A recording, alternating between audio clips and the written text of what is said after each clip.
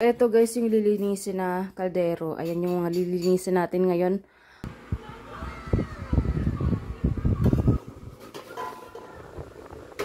Natin. Kita nyo naman kung gaano yun kaitim. Kaya linisan natin. So yun guys. Ang dami. Diyos mio. Anong oras pa ako nito matatapos? Meron pa dun. Oh, so yun guys. Dahil dyan, umpisahan na natin.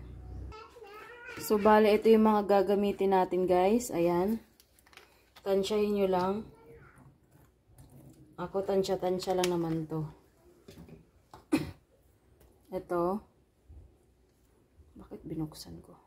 Ayan.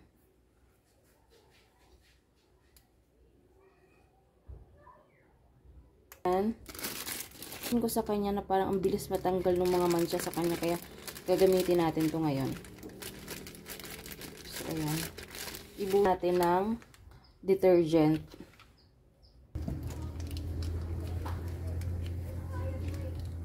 Dahil marami yung lilinisan natin na kaldero, dapat marami din yung ating gagawing mixture. Lagyan lang natin ng tubig. Kalahati lang nito. Ayan, hanggang dito.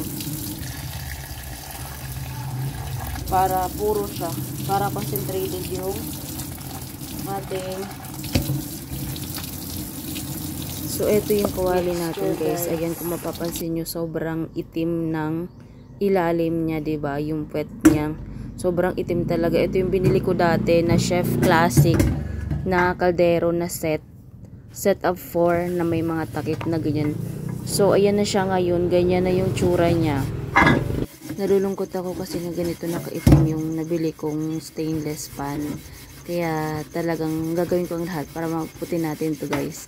And napansin ko dito, habang nagkukudkod ako, talagang yung steel wool na ginagamit ko dito is parang, alam niyo yun, parang dumudulas lang siya dun sa stainless.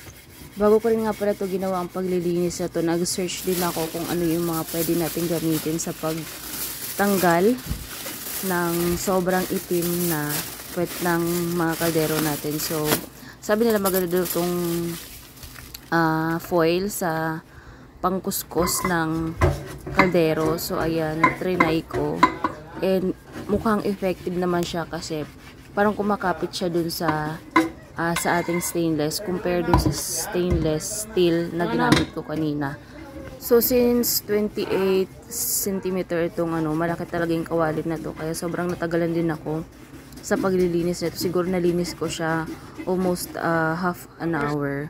So, ayan. Kita nyo naman yung difference kanina. At kita nyo rin naman yung kamay ko na sobrang dumi din talaga. At talagang unti-unting natatanggal yung itim ng kaldero natin gamit ang foil. Ayan, parang ginawa ko lang siyang steel wool. Ganun, mga mima. Ayan, kasi talagang itong steel wool talagang sobrang dumudulas lang siya sa stainless. Hindi natatanggal yung dumi niya. As in.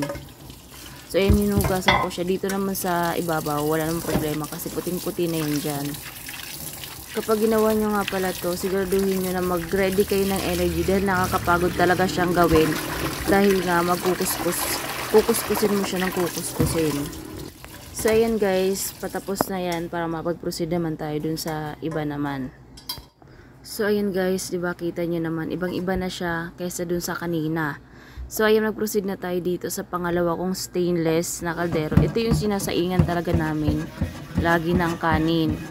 Kaya simula nung nag-itim yung gasol namin, talagang ang dami. Sobrang itim-itim din talaga ng puwet ng kaldero na to dahil ng araw-araw namin sinasaingan. At saka, nahuhugasan naman. Pero, talagang nag-i-stain talaga guys. Iba talaga kapag kayong ikukuskusin mo talaga siya ng foil.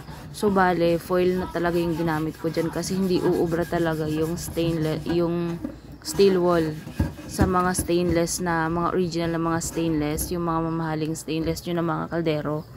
Foil na lang yung gamitin nyo guys, as in sobrang bilis ng paglilinis natin.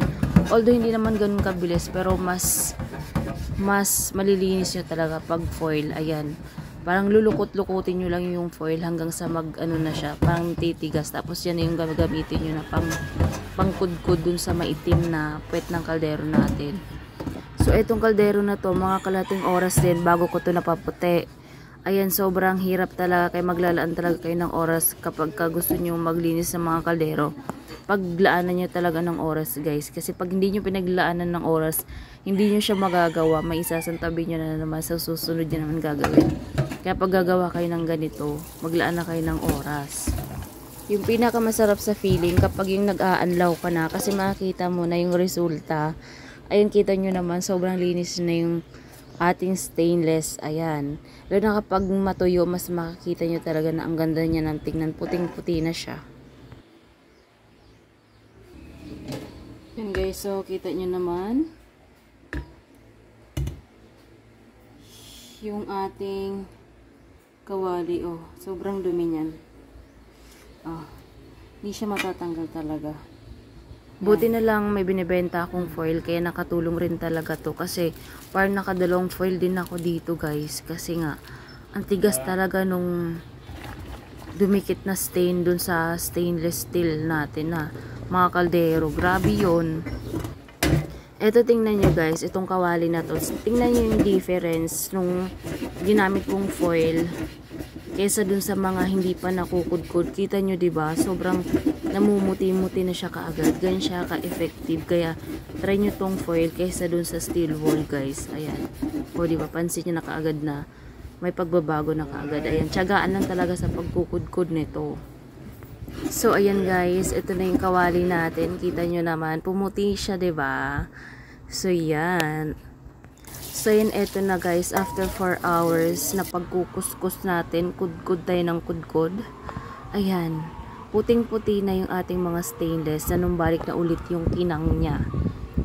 So yun guys, sundin nyo lang kung ano yung ginawa ko and maging ganyan rin kakinang ulit yung stainless nyo.